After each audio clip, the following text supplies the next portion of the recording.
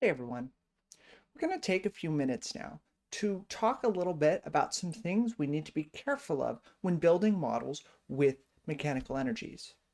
Now, before we do that, I want to stress something really important, and that is mechanical energies work in an energy interaction diagram exactly the same as internal energies. The important thing when being able to draw an energy interaction diagram is knowing whether the energies are increasing or decreasing. We figure this out by using the indicator. The indicator is just the thing that we can measure that tells us that the energy is changing.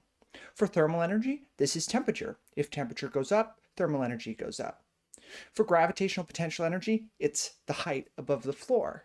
For kinetic energy, it's the speed. And for spring potential energy, it's how far the spring has been stretched or compressed. Now, we can often figure out which direction these energies are going without actually knowing how much they're changing by. For example, if I drop an object, I can know for sure that its gravitational potential energy is decreasing because it's falling. I don't really need to know any more details about it. As long as I know that it's falling, I can at least start to draw an energy interaction diagram. Remember that the point of an energy interaction diagram is to organize all the things we know about the problem so that we can start to work out the thing that we don't know. It's really important when we're building models to really try to identify what kind of energies we're working with and how they might be changing. If we can do that, we can draw an energy interaction diagram and start to get a sense of what physics is interesting and how things are working. So let's look at an example of doing this with mechanical energies. And for fun, let's also include work. Let's think about throwing an object. Let's imagine that I hold this object at rest and then throw it upwards. The question that we want to answer is how far does it travel up? How high above my hand does it go before it stops and starts falling? Now, there are three things we're going to need to consider in this problem. The first thing is how much work my hand does while it's throwing the object. The second thing is the kinetic energy of the object as it moves. And the third thing is the gravitational potential energy of the object as it travels up. To work out the details though, let's go to the whiteboard. All right, everyone, here is an initial drawing of our setup. What this person is doing is exactly what I just did. They are holding the ball some distance above the ground and then lifting the ball up and providing it energy and then throwing it into the air. Afterwards, the ball is just going to travel up from some distance and eventually come to a stop at its maximum height. Our goal is to figure out what that maximum height is. Specifically, we're going to try to figure out how far above its initial position the ball is when it reaches its maximum height. Now, I've provided some information here that might be useful for us. We're going to say that the mass of the ball is 1 kilogram, and that as the person is throwing the ball, they apply 50 newtons of force to the ball over a distance of half a meter. After they've lifted the ball this half a meter, they let go, allowing the ball to fly into the air. Let's start, as we always do, with drawing an energy interaction diagram for this process. Now, a good place to start with an energy interaction diagram is asking what is considered part of our system. Well, obviously the ball is considered part of the system because that's what we're interested in. You also probably figured out that since there's gravity in the problem, we need to include the Earth so that we have gravitational potential energy. But what about the person? Now, I said at the beginning that we're going to try to model the person's contribution as work. In other words, we're going to say that the person does work as they lift the ball, giving it some amount of energy. But remember what we said work is. Work is just a way that the total energy of a system can change.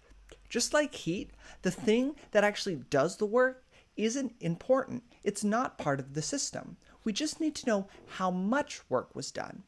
So the person in this scenario is not part of the system. They are providing energy to the system in the form of work. That immediately tells us that the system has to be open. If it was closed, then no work could be done. So let's ask the next question that we usually ask when we're talking about energy interaction. What kinds of energy are changing? You've probably realized that gravitational potential energy is important here. After all, we're being asked about the height of the ball, how far up it travels. Now, you might think that we also have kinetic energy in this problem. After all, the ball is clearly moving during the problem. But this is actually not the case. And here's why. In energy interaction, we only care about the beginning and the ending state. So let's ask how much kinetic energy the system has at the beginning and the end of the process. At the beginning, the ball is just being held at rest. It's not moving, so it has no kinetic energy. And when it reaches its highest point, it actually comes to a stop for a brief second before falling back down. So there's no kinetic energy at the beginning, and there's no kinetic energy at the end because the ball briefly comes to a stop at its highest point. So if there's no kinetic energy at the beginning and there's no kinetic energy at the end, the change in kinetic energy between the beginning and the end of the process is also just nothing. It's zero. And so we don't need to include it in our energy interaction diagram. So let's try to draw that. We'll start by labeling our physical system. It's pretty straightforward. It's just the ball and the Earth. Let's also write down what our initial and final state are. Our initial state is pretty easy. It's just the person holding the ball. Our final state is just the ball at its maximum height. Now, let's actually draw our energy bubble. And notice I normally would say energy bubbles, but in this case, it's just energy bubble, because as we discussed, the only energy that is involved in this energy interaction diagram is gravitational potential energy. Now, we know gravitational potential energy is increasing simply because the height of the object is increasing. Now, as we already discussed, this is an open system. Energy is being added to the system by the person that is doing the work on the ball. So we surround this energy interaction diagram with a dotted line. Secondly, we know that the person is doing work on the object as they throw it. They are putting energy into the system.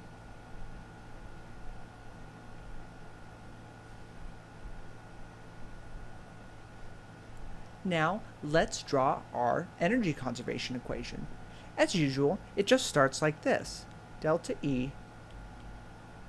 Now, we can do the next step already. We know that heat is zero because this energy is entering the system in the form of work. We also know that there's only one kind of energy changing here. It's the potential energy, the gravitational potential energy of the object. Now, let's write out what these are.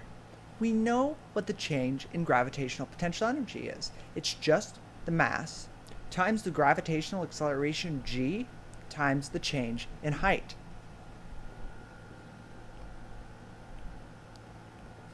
We also know what work is. It's just equal to the force applied times the distance that the object traveled while the force was being applied.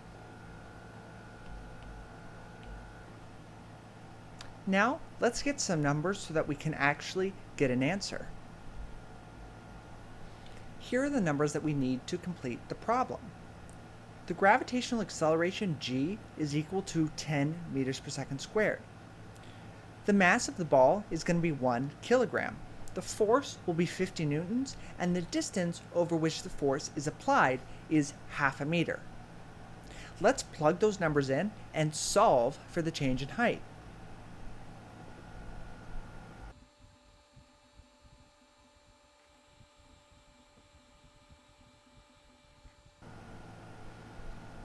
All we have to do to get the change in height is divide both sides by the 1 kilogram times 10 meters per second squared.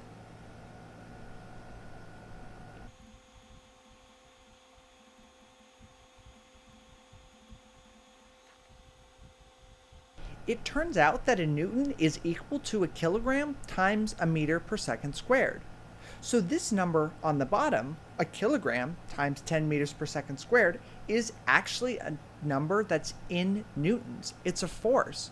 So we have a force times a distance divided by a force, which gives us, well, just the distance.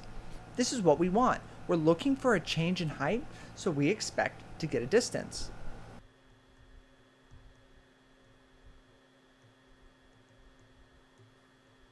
And there we go. We have found the distance that the ball travels. The key thing to remember is that this is not the distance that the ball travels after the person has released it. This is the distance that the ball travels from its lowest point. While it's traveling, the person is applying a force to the ball, doing work on the ball. The ball then is released by the person and it is allowed to travel up on its own. Now, why is this problem that we just did interesting? Well, first is that we saw how to use work explicitly in a physics problem given a force and a distance. But there's a second really interesting thing about this problem. Notice that we solved for the change in height of the object without knowing its initial height. I didn't give it to you at any point in the problem, but that didn't stop us from calculating how high the ball went, at least not how high the ball went above where it started. So let's just really quickly ask one more question. Is this true for other kinds of energy? For example, if I knew that I had an object that was moving and therefore had kinetic energy, and I told you that I applied a force to the object over a particular distance, right, giving it more energy in the form of work, could you tell me what the change in the speed of the object was without knowing the speed that the object started at? The answer here turns out to be no. With gravitational potential energy, we can compute a change in height without knowing an initial height. But in kinetic energy, we cannot calculate a change in speed without knowing an initial speed. The same is true for spring mass potential energy. If we know how much the energy of the spring changes by, we cannot actually determine how far it's been stretched at the end unless we know how far it was stretched at the beginning. Now, we're going to see why this is the case in DL, so I'm not going to go in detail here. But the key thing to remember is that we just have to be careful with the way that we represent our energies mathematically. However, none of this matters when we're drawing our energy interaction diagram. If speed is increasing, then the kinetic energy is increasing. It's not important for us to know exactly how much the kinetic energy is increasing in order to be able to draw an energy interaction diagram.